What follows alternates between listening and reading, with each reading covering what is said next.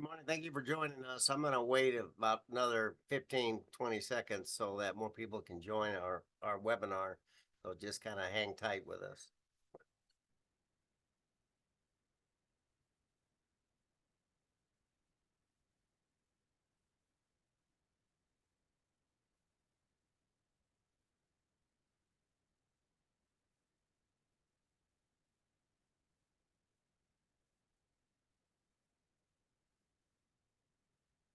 Okay, let's get started. So today we're going to talk about, and you've heard us kind of talk a little bit about this several times, capability statements of government contracting. So one thing I'll say right from the get-go is you'll receive a copy of all the of the presentation, all the slides, and then also a link to the recording should you want to listen to this information again. So first, a little bit about who we are. We're the Apex Accelerator. We're formerly used to be called the PTAC, Procurement Technical Assistance Center, but that has gone away. Locally, we're administered by the Monterey County Business Council. We're funded through the Department of Defense, and that's basically ever since 1985, Congress basically approved this program. There are actually 96 Apex centers across the United States and in the U.S. territories, and there's 7 within the state of California, and I'll show you that map here in a second. And the mission of all the Apex accelerators, the Apex Accelerator program, is basically to promote economic growth and create employment opportunities in the local markets that they serve. And we do that by facilitating your access to the government marketplace, whether it's federal, state, or at the local level. So here's this map that I mentioned in the state of California. So we're the teal area in the middle of the state here, Central Valley, Central Coast. If you're in one of these other colored regions, you can either reach out to us and we can kind of refer you to our colleagues at one of the other centers. But all the centers have great skilled people to help you with anything you need with government contracting. These are the services that all Apex accelerators across the country provide. First and foremost is just learning about your business. Do that through one-on-one counseling. Learn what you've done in the past, what you're currently doing, and then some goals for government contracting. We'll go through some pre-award assistance. I mean, because that's a goal is for you to finally get an award. Teach you how to go out and find opportunities out there in the marketplace. Um, Help you to understand, review those notices that you look at. They go by different names, solicitations, events, etc. And then capability statements we're talking about today, because it's actually a real important tool to be used in the government marketplace. And then post-award assistance. Conflicts arise, we can kind of help coach you in how to handle some things. Talk to you a little bit about debriefs, what those are, how you can use those to benefit your company. And then talk a little bit about protests, whether it makes sense for your business or not. Outreach events are when we hear about events that are happening that we think could benefit you, we'll push those events out to you and suggest for you to attend. It's a great way for you to meet decision makers, meet potential customers. So they're important for you to be out there networking.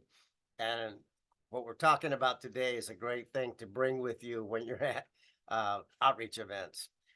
Training at these outreach events, oftentimes we're providing trainings like we are today, but live in person.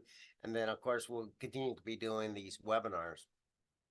Bid matching is a service that we provide that basically what it is we use a third-party vendor. We work with you, create a profile, upload that into their system. Their system will go out and literally search thousands of government websites where contract opportunities are posted. Any matches with your profile and the opportunities that are posted then are just emailed directly to you. That search runs on a daily basis. So it's just a great way to save you a lot of time and oftentimes find out about opportunities from an agency that you maybe didn't even consider in doing your market research. And then certification programs, we'll help you navigate those, talk to you about whether they really make sense for your business or not. Oftentimes people think that, oh yeah, I'm part of, like I say, one of these socioeconomic groups.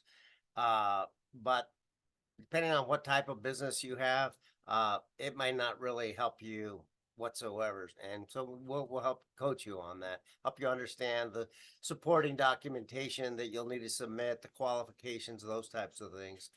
And then one great thing about us, there's no fees or commitments. We're your tax dollars at work, so take full advantage of our expertise.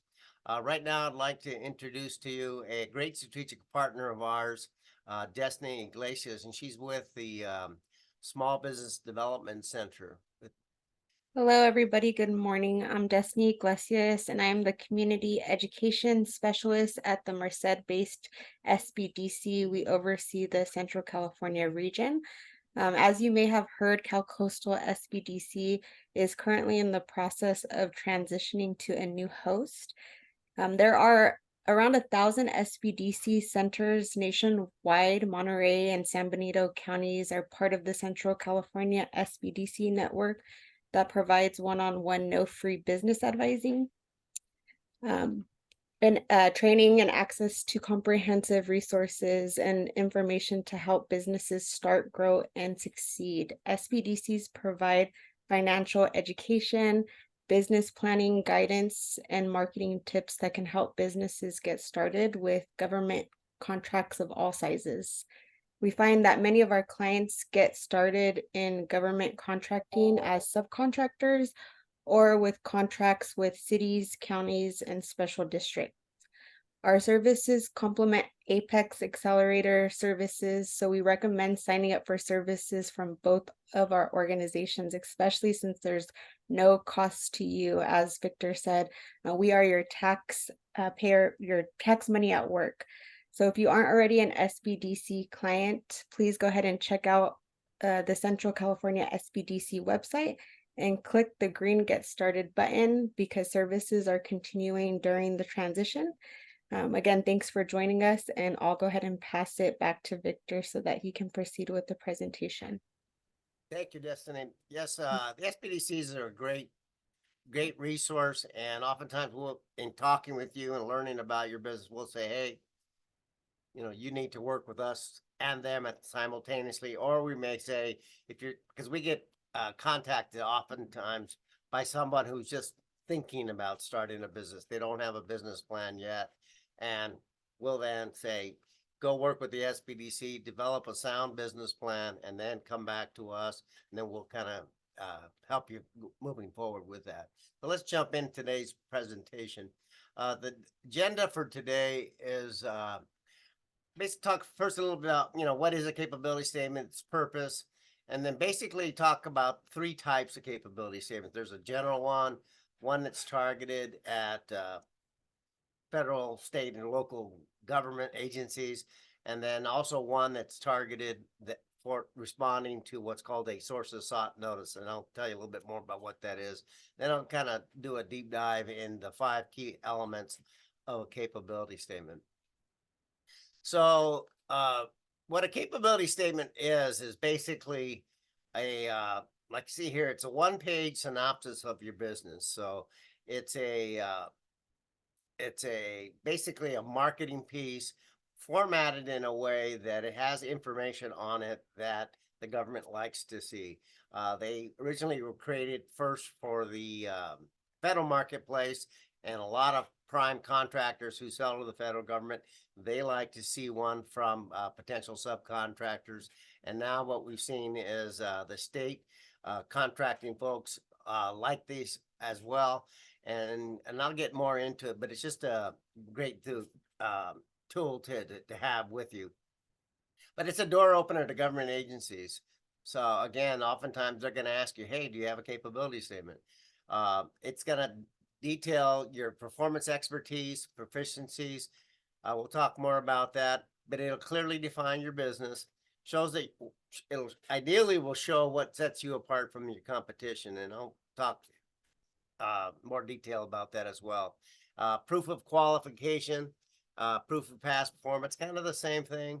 And then it's required oftentimes in many government registration processes So the three versions of capability statements, and again, these are just sort of the titles of them. There's the general one, basic representation of your business, agent specific response, and then the sources sought. And I'll go into each one of these. So the general capability statement. So, and this is just a good way to start, just a general one that you'll have with you. You're not sure who you're going to meet, like at a conference or an outreach event, but it's something that, as you see kind of in this image on your right, is that it's as you're walking around on the trade show floor, you know, you've got your business cards, but this is something that you can leave behind with whomever you're talking to. Again, and you're going to be using this at conferences, outreach sessions. Government agencies oftentimes and military bases will have what they'll call industry days. So they'll have their people there and they want to learn about your businesses.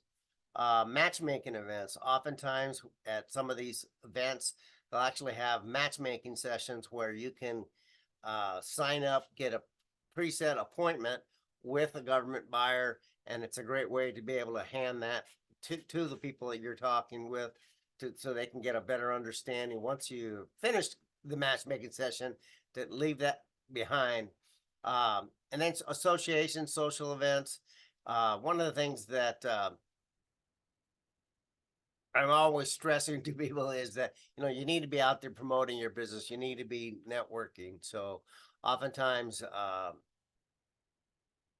you should really look at, say, maybe belonging to an association of the type of business that you're in, because you can learn from other people, become a subcontractor, perhaps somebody who's already there. But it's a great tool to be able to, again, hand to anybody. And then referral. So maybe, you know, you belong to an association, they give you a referral to another company that potentially could do business with you. So you'd use it there. And then just virtually, what we're seeing now is that one thing is you want to be able to email it, and I'll talk about that a little bit later. The Small Business Administration, the SBA, does now have in there what's called the dynamic small business search. Gives you the opportunity for you to put in a link on their profile that then would take you to, say, your website. So then somebody could see your capability statement there. So then you can use it on the blog, LinkedIn, whatever. But just making it available. And again, this is just the general one that's just going to be a nice descriptor of who you are and what you do. So this agency targeted capability statement, ideally, if you're going to go to like an event, or maybe you've gone online and you see that an agency has a specific opportunity, and then in the notice, they may ask you to submit a capability statement with your proposal. What you want to do is target that capability statement. You have that general one, but then what you want to do is write something in it like you see here, where it says laser focus on the agency's requirements with a short introductory statement mentioning the agency. So your ABC company, you might open it up where it'll say ABC company provides a service that Department of Homeland Security requires to its mission of something like that, you know. And again, if you can see these other potential targets. So you want to do business with a specific, say, federal agency, you know, you're listing their name and writing something about them in the narrative. And you'll see when I show you some examples of where you would write this. Same thing again, prime contractors. Oftentimes, depending on where you're at in the supply chain, you would never sell directly to a say the federal government. You would sell to a prime. You sell to another company who then would have that contract. So then you would, you know, tailor your capability statement to that prime contractor. Small business representatives. federal agencies and large companies that do business or a lot of business with government actually have people on staff that are like small business representatives. They're the ones that go out and are constantly attending events and saying, hey, we want to do business with you. Tell me about your business, those types of things. And this one here, teaming partners, you know, oftentimes we tell people that sometimes if you team with another company, together you have, you can kind of deliver a better package, or you have to then increase capacity to submit a response, whereas each one of you alone might not be able to fit that. So as you're looking for teaming partners, you want to be able to provide a capability statement so that they show that you're professional and that they can quickly kind of get a sense of your company, what you've done in the past, etc. So this sources sought or request for information, RFI response.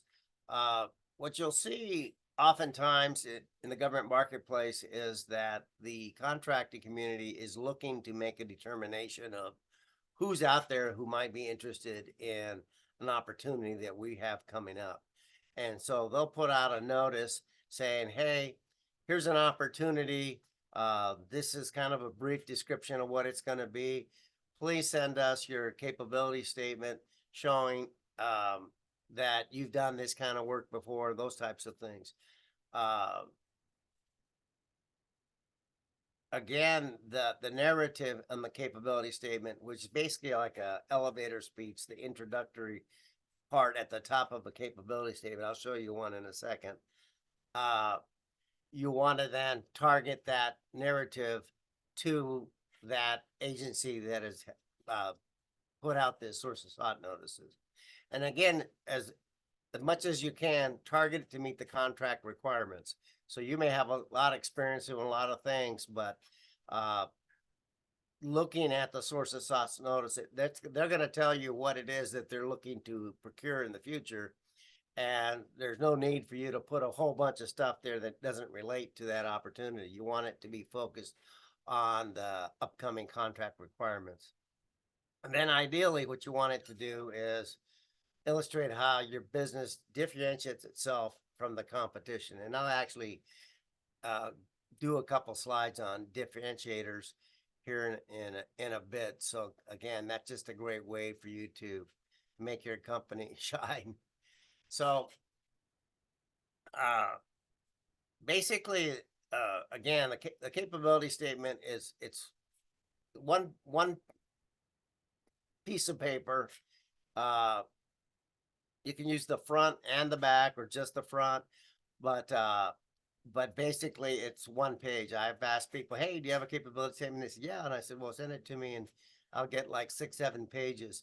The contract community doesn't want 7 pages of your stuff. If they like the capability statement and they like what you have to offer, there'll be time down the road where they'll learn more and they'll want to see something like a 7-page document. But basically, one of the things that you want to do is this first point is title it capability statement on the top of the document, so that when you hand it to someone, they immediately know this is what you're giving them. And then the other sections, and we'll go through these, there's a past performance section, a core competency section, differentiator section, and then company data. So the past performance, again, ideally what you want it to do is show opportunities that kind of match the need of the government agency that you're focusing on. Again, what you want to do, like it says, the second bullet point is list your past customers with whom similar work was performed. So again, it could be that you've done a lot of different things, but sometimes if you have too much stuff on it, then it's kind of like, well, this person is a jack of all trades, master of none.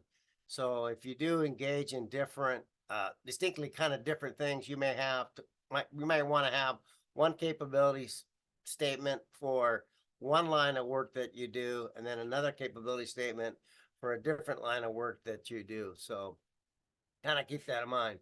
Uh, Again, it's not a resume. So typically when you think of resumes, most of the ones they're chronologically ordered. So that you see the most recent job and then first, what you want to do is prioritize it so that uh, if you've done work for that agency before, you want to show past performance of that project or product that you sold to that agency in the past.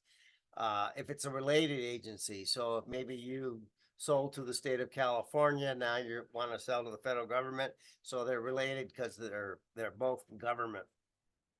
And then commercial contracts. One of the things that people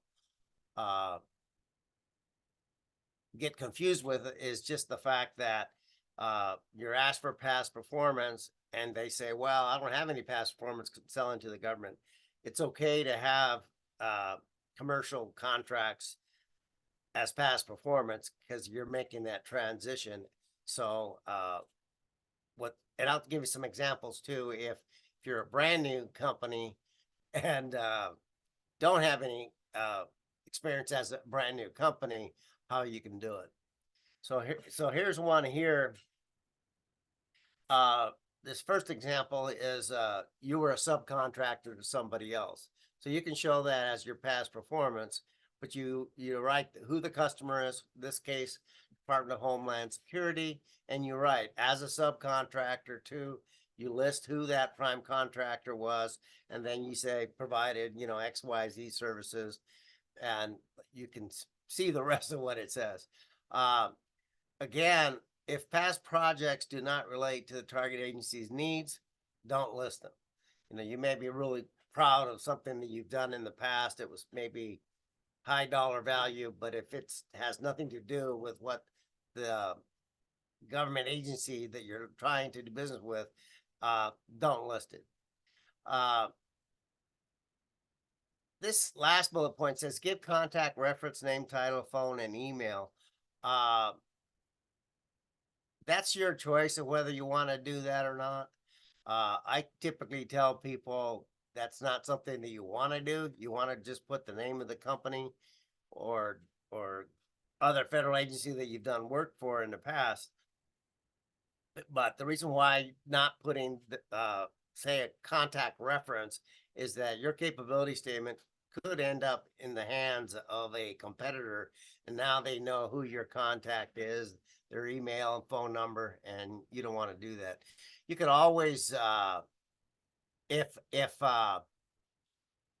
the contracting officer, as an example, wants references from you, then they'll ask you for that, and then you can send that directly to them, which and in some cases they actually have a past performance questionnaire where you're actually required to fill out part of that, send it to your reference, they fill out part of it, and then the reference is the one who submits that to the contracting officer. So for the capability statement, I say leave it off. So this next one, the past performance example, is if you were just an employee or somebody else, you worked for somebody else, you learned the industry, now you've started your own business. So that's fine. So you can, as an example here, as an employee of, XYZ company, you provided these services and shows them that basically you know how to provide them the service or the product that they're looking for. So this core competency section is one thing about I can tell you about a capability statement is when you're first meeting someone and they're looking at it, they're going to look at it like they're going to scan it. They're going to look at it for probably less than 30 seconds. So the more you can just kind of use bullets versus writing lengthy paragraphs and stuff like that. It makes it easier for the person that you've handed it to kind of really quickly get a sense of your business and what are your core competencies. What do you really do. Again, and if you can, because you've done your homework, you can make those bullet points specific to the need of that opportunity or that agency. Differentiators. Now, this is the one that can be somewhat confusing for a lot of people, and I'll cover a couple things in a couple slides here. But differentiators, you list unique features and or benefits of the product or services that set it apart from competing products or services. What is it that makes you better? And what you want them, again, ideally, to spotlight how it benefits a targeted agency, say a prime contractor or a potential teaming partner. So, here's some examples of what differentiators can be that really kind of sets you apart. So it could be location. Say it's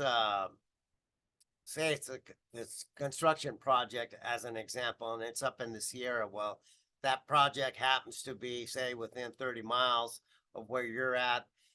Your competition maybe needs to come from a couple hundred miles. So that becomes a differentiator for you that, you're close by, or it could be that you've already done work at a certain facility so that you have that experience. Maybe you've been on a military base. Your employees have security clearances, those kinds of things. So those can be differentiators. Your employees might have specialized training that your competition doesn't have. So that's something that's good. Exclusiveness. It could be that your company is the only company that's licensed to sell a certain product or service within, say, the entire state of California. So that is a great differentiator. Experience. So again, experience and training kind of go hand in hand, but you may have direct experience doing something that your competition really doesn't have that, or doesn't have say the years of experience that you have. Maybe they've done one or two projects recently, but you've done this for several say decades.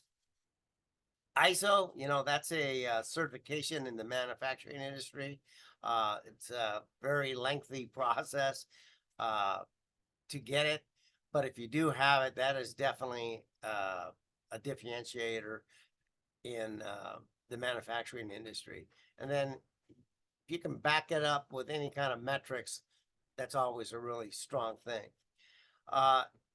This last bullet point here, it's better to have only 2 or 3 strong differentiators than put a whole bunch of lists of mediocre or poor examples. One of the things that I'll just kind of add is that when you're working on putting together a capability statement, send us a draft. We'll give you some feedback on it. And if we see that you've got some poor examples, we'll say, maybe you should remove some of these. So a little bit deeper dive in differentiators, and there's a couple more slides I have on this, but again, remain focused on the agency needs. This is kind of a common theme throughout with capability statement, but the more that you can customize it for a specific opportunity, specific government customer agency, the stronger it's going to be. Think about who really is going to be the decision maker on this.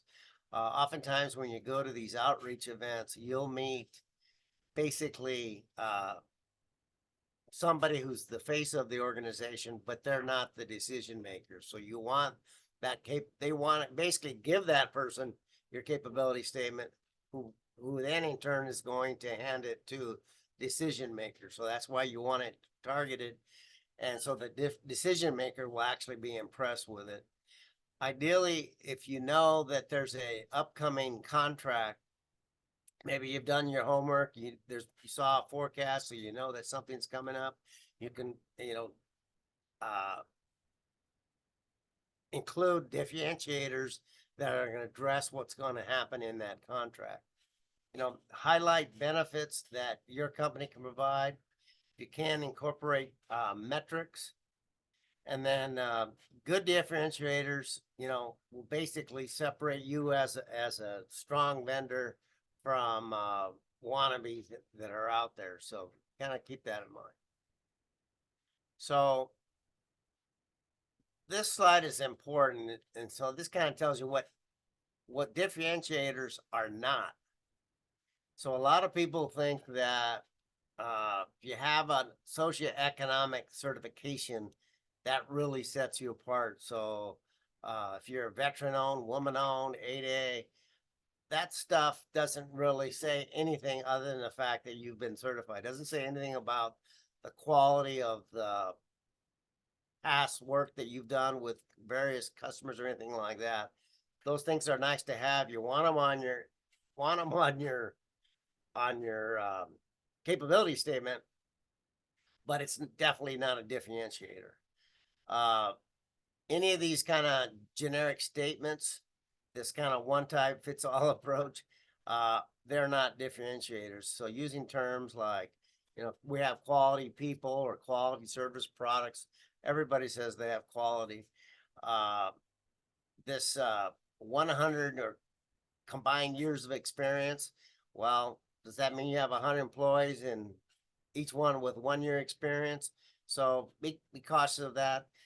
Using these terms like solutions provider, everybody's a solution provider, and then these examples of these superlatives that people, best in class, world class, best of breed. Anybody can say that about their stuff, and it doesn't really set you apart. So here's some way for you to kind of think about your company and come up with what might be some differentiators for your businesses. So think about this. Why did your biggest customer want you? And, sit down with your team and kind of discuss that. And they say, okay, yeah, this is what it was. And then, why is your company the best choice for the needs of this opportunity or agency? So again, you want to target the differentiators to the opportunity or the agency. What is it about your service or products that make you stand out from the rest? So these, again, go through these and really kind of take a deep dive and looking at your business. Is your business located in a place that is beneficial to this opportunity or agency? So I mentioned that earlier. And what is it about your business that gives you the advantage over your competitors? So one part of and I'll show you some examples of capability statements here. But one of the things that one of the sections of a capability statement is this company data. So company data is, you're putting a contact person's name on it, email, address on it, direct phone number, website. At the very top of the capability statement, it says here 1 or 2 sentences. It can be a little bit longer than that, but basically it's the elevator speech at the top of the capability statement that kind of describes what it is that you do. And again, that's at the top before you have the bulleted core competencies in the capability statement. Then what you want to do is list these various codes. The UEI, unique entity identifier. It says DUNS here, but I think now you can kind of just do away with that and just go with the UEI and the cage code. The cage code is really important because that what it tells someone when they look at it, that you are registered in SAM.gov, which then means that the federal government can give you a contract. If you're not registered in SAM.gov, it can be kind of an arduous process. And in fact, I just talked to someone this week that wasn't registered in SAM, and the offer is due Friday, and there just wasn't enough time for them to get registered in SAM to even submit an offer. So that's important. That's one of the first things that somebody's gonna look at if it's a federal agency customer, is whether you have a cage code or not. NAICS code, so North American Industrial Classification System. We can help you if you don't know what those are, but you wanna list the ones that you have, and then keep them concise. Some people I've seen will have like 20 of them there, and really put the core NAICS codes that define your business. You can always, once you have a conversation with someone, you can then kind of say, well, yeah, we do some of these other things too, but keep them concise.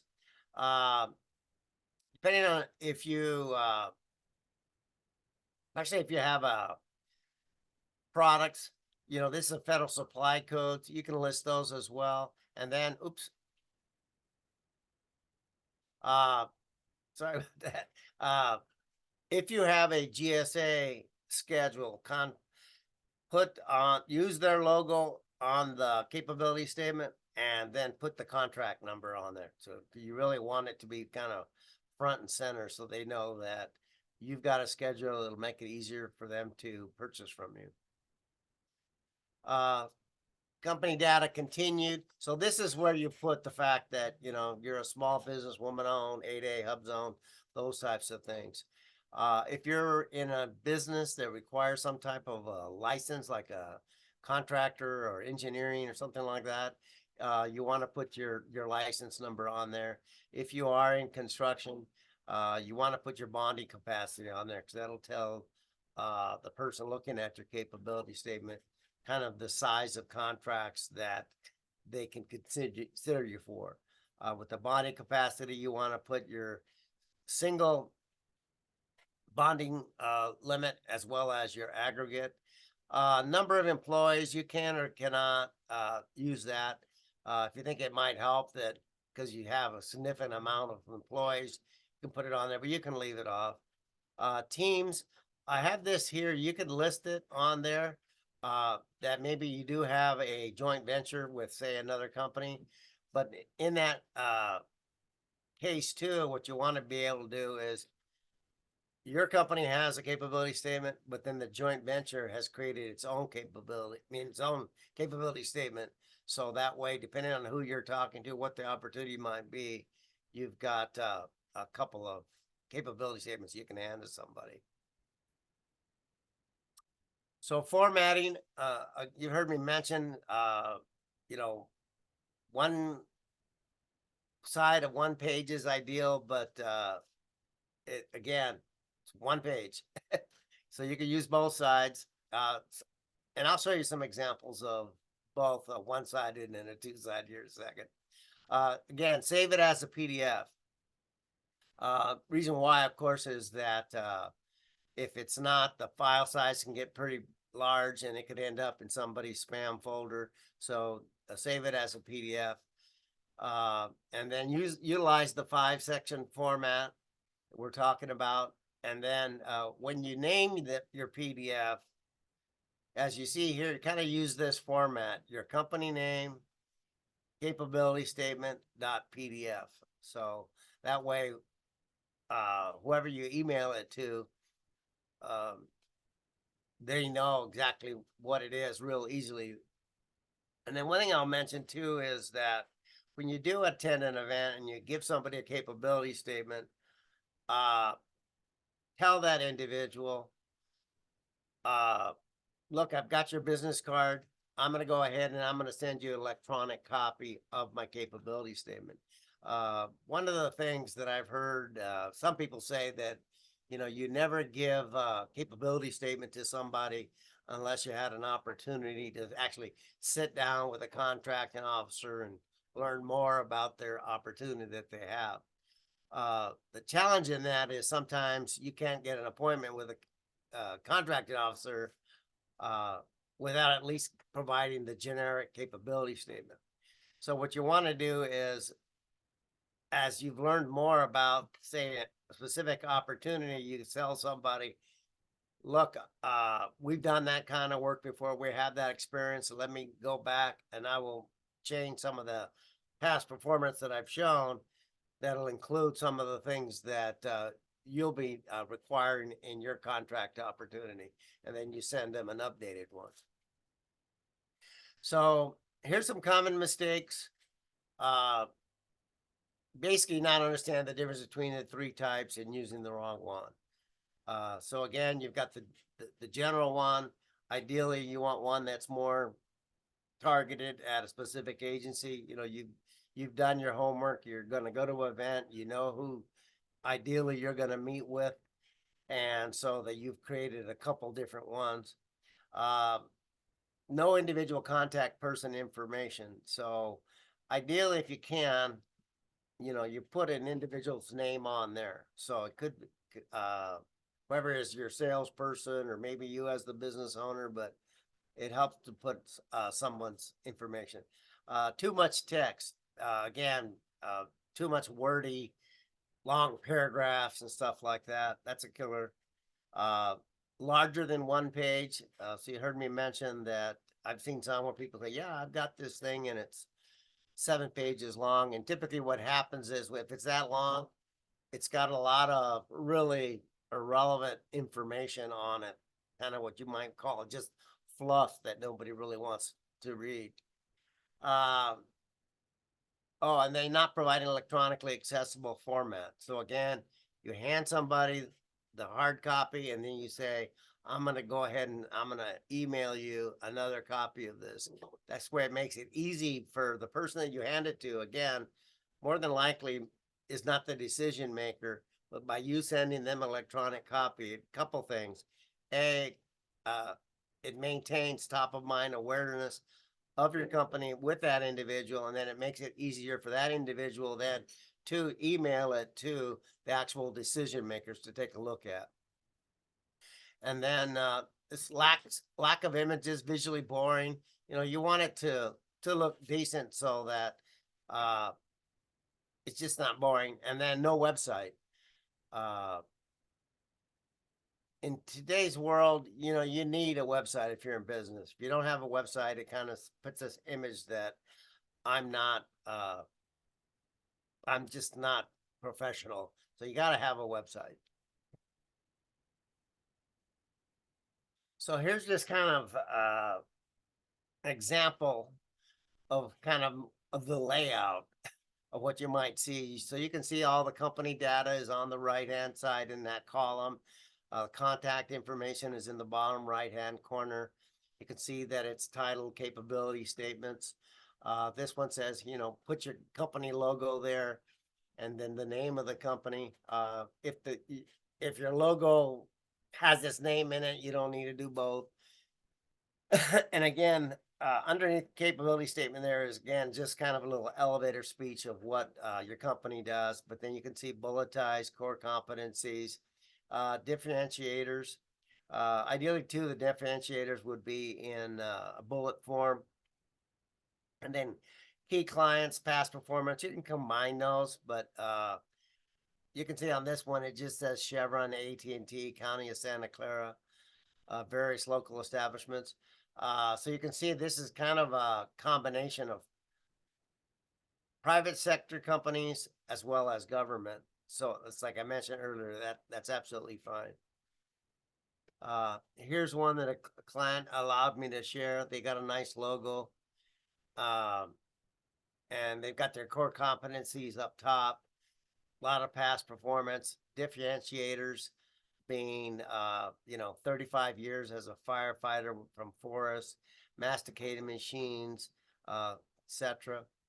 Down at the bottom, here's all the contact information. Here's one here that, company logo there with their name of the company. It's titled capability statement. Here's the elevator speech of what it is that they do. Here's some photos of some projects that they've done. This is the company data. You know, they're saying they're 8A, there's their cage code. It's got their license number, those types of things. And you can see this construction at the very top, bonding, because again, if it's construction, they really, they, meaning potential customer, they want to know what your bonding capacity is. Makes codes, little something about safety, which is really important in construction. This is a 2-pager, so on the back page, they have more, here's their past performance, more customers that they've done business with, you can see. So it's a combination of these are all government projects here. They've done a lot of work here. In this case, you see these two images in the bottom. These are differentiators because they're national award-winning architectural concrete projects. So a panel of their peers selected them over contractors all across the United States where they were given these awards. So that's a great differentiator for them. So with that, this top one, key phrases, elevator speech. Like I mentioned earlier, that first little 3 or 4 sentences at the top of a capability statement, you want that basically to be your elevator speech. You know, someone's going to say, tell me about your business. What do you do? That's what you want up there. So kind of think about it like that. Remember that your capability statement's not static, you know, updated as needed. And again, you want to ideally think about these 3 types. You know, you've got the general networking. Again, it's not static. You want to then target it to an agency. So you're going to tweak it so it's more targeted at that agency. And then same thing with response to an opportunity. Typically, again, you're going to see that when it's a source of sought notice that you're responding to, or sometimes those source of sought notices are called the request for information, the RFI. Save it as a PDF for easy distribution. And then again, you can just use it as a marketing tool for anywhere you're out networking. So local government, state opportunities, just a great way for you to, you know, create something for your company. So you're not going out and hiring somebody who's a desktop publisher to create something for you and then taking it to a printer. You can just do this on your own kind of color printer. Or if you want, you know, you can take it to maybe get some better printing done, like at a FedEx or something like that. And then again, oftentimes when people are first learning about capability statements, is that I'll look and see that they've got a website, and I say, oh, well, basically everything that's on your website, you can just kind of copy and paste it there and put it into your capability statement, or a lot of it. So oftentimes, if you don't have a website, by going through the exercise of creating a capability statement, then you have the content for a nice, simple website. So kind of keep that in mind. I'll take your questions here in a second, but here's some upcoming webinars that we'll be doing. Valentine's Day, February 14th. I'll do a presentation on proposal preparation guidelines. You know, a lot of people come to us and say, hey, I need help in putting together a proposal. And this presentation kind of really walks you through how to put together a proposal. And then on the end of the month, February 28th, I'm going to talk about something that's become really important on the federal government side. It's called FOCI, Foreign Ownership, Control, and Influence, and how it impacts your business, and you know how it might affect you. So those are our next ones coming up. So with that, I'll answer anybody's questions. You can just put them down in the chat or the Q&A. As I mentioned, I've got a couple of new signups.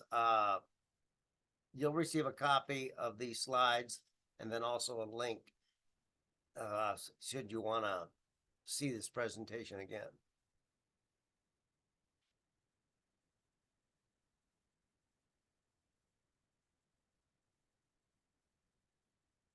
One thing I'll add too is, if you're working on a capability statement, we've got lots of examples of good ones that we can send you. You know, I showed you a couple there, uh,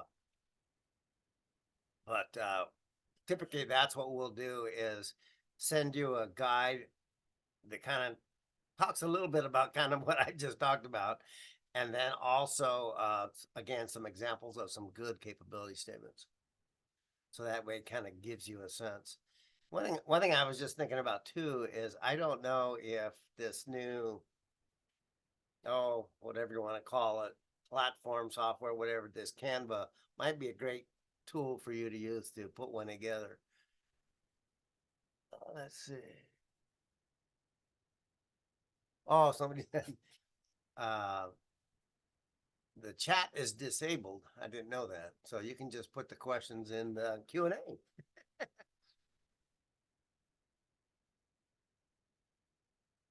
And someone just says thank you. So yeah, just reach out if you're already a client of ours to your counselor, and again, they can send you examples of capability statements, so they kind of give you a sense of what you need to put together.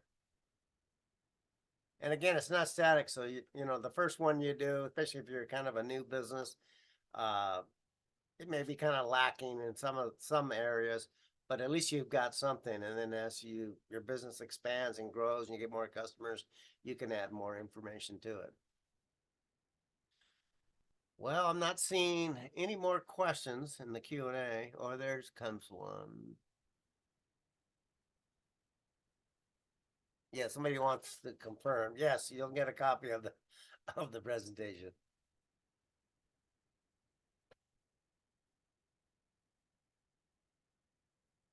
So let's see this next one.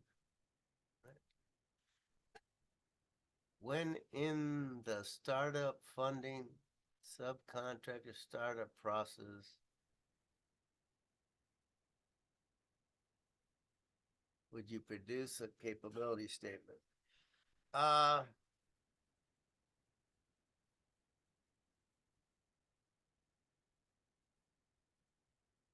One thing you could start putting one together. I think I understand what the question is. This is, you know, if you're in a startup uh phase of your business and you're seeking funding, etc., or looking to be a subcontractor, would you produce a capability? And I would. And one of the things, of course, what you would do is more than likely is you would be using your past employment, your work experience as the past performance in there. So say you have special skills from that you've done, that you can kind of list those as your core competencies. And then for your past performance, again, you can just put a little something in there about, as an employee, these are some of the things that you did.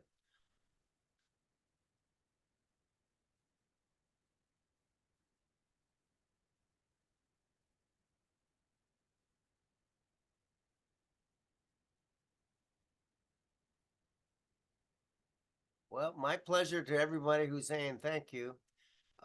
With that, then I don't see any other questions, so I'll let you go. But yeah, you'll receive the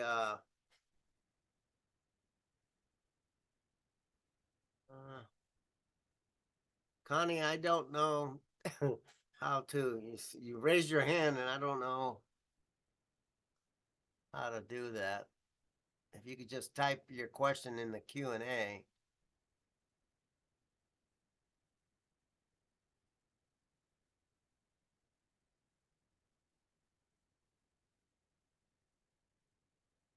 Oh, okay. All right. Since no other questions, again,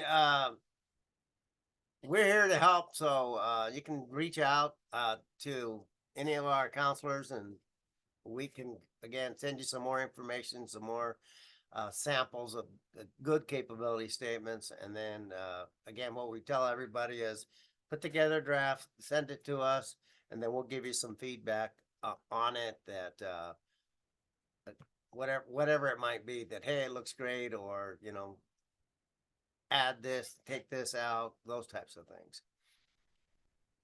Okay, well, thank you very much. And then, well, let's see, do we get something else?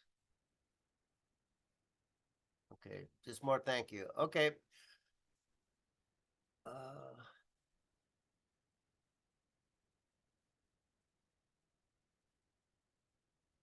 Alrighty, well, we'll see you then ideally in 2 weeks, and we'll talk about proposal preparation